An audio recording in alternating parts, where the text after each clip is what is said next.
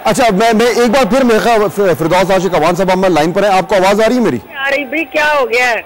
अच्छा, अब आ रही है आपको आवाज? आवाज नहीं आ रही है, आवाज आवाज आवाज।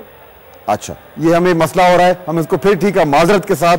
फतियाना साहब, ख्वाजा साहब ने जो बात की, आप उस पर क्या कहेंगे? देखें फहद भाई, मैंने अर्ज किया कि जंग में जो कामयाबी हुई है वो ना मुस्लिम लीग नवाज की है ना पीपल्स पार्टी की शिकस्त है। असल में ये दो वफाकी मिनिस्टर्स 11 और सूबाई मिनिस्टर्स 11 के दरमियान मैच था, और जिसमें दोनों हुकूमतों ने भरपूर तरीके से सरकारी वसाइल का इस्तेमाल किया है।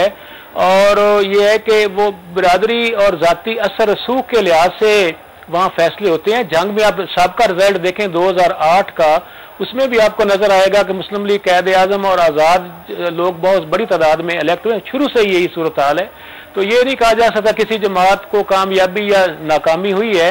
यही पोजीशन मैंने अर्ज किया था कि फोर्ट अब्बास में है, वहां भी कोई किसी जमात को कामयाबी नहीं हुई। अगर जमाती बुनियाद पर कामयाबी कहा जाए तो क्या कहा जाए कि ज़ियाइज़्म को फिर दोबारा फरोग हासिल हो गया है, क्योंकि वो तो मुस्लिम लीग ज़िया के उम्मीदवार वहां जीत रहे हैं। इसी तरह लाहौर की जहां तक बात है, पहले दिन से वाज़ेह था, फिर परवेज़ मलिक ज़ाती तौर पर बहुत पॉपुलर हैं और अच्छे मुतहरिक सियासतदान हैं, और वो मुस्लिम लीग का ज़ाती हल्का है, और मियाँ मिराजुद्दीन का अपना एक असर रसूख है जो क्राउन सिनेमा वाले हैं। उनके साहबजादे ने अगरचे काफ़ी मुकाबला किया, लेकिन देखा जाए तो ये मुस्लिम लीग का हल्का है, और वो हमें सबको अंदाजा था। असल क्वेश्चन ये है कि टर्न ओवर पूरे मुल्क में कम क्यों हुआ है, ये बहुत खौफनाक और खतरनाक बात है।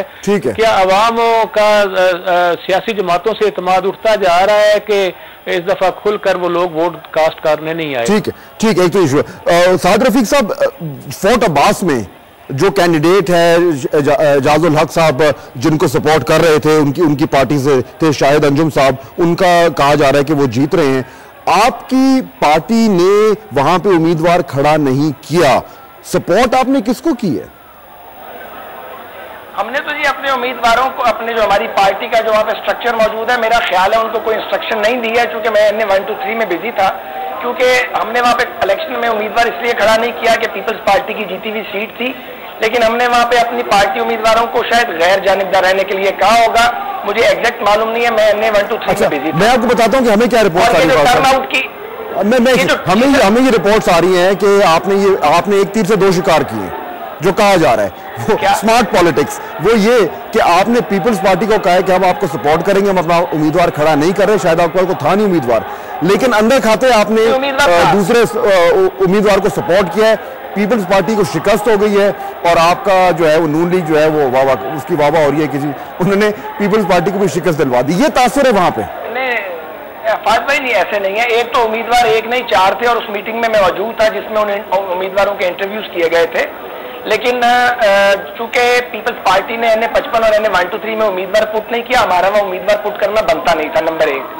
दूसरी बात यह है कि हमने ये कोई ऐसी ये वाह वाली बात नहीं है, क्योंकि मेरा ये ख्याल है कि पॉलिटिकली एजाजुल हक साहब की पार्टी जो है, जो उन्होंने अभी बनाई है कुछ 12 14 15 दिन पहले, अगर वो एक सीट जीतती है तो वो हमें सूट पॉलिटिकली नहीं करता, क्योंकि हम उन्हें सियासी जमात तस्लीम नहीं करते, जबकि पीपल्स पार्टी एक मुस्तनद सियासी जमात है।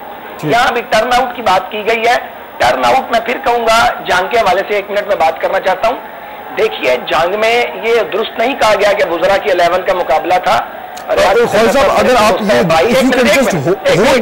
ब्रेक का टाइम हो रहा है मेरा, मुझे बार बार वो कह रहे हैं कि ब्रेक लेने, यही अपनी इस ख्याल को यहीं पकड़ के रखिए। मैं वापस आपके पास ही आऊंगा, एक ब्रेक लेंगे और ये डिस्कशन जारी रहेगी, हमारी साथ रहेगा।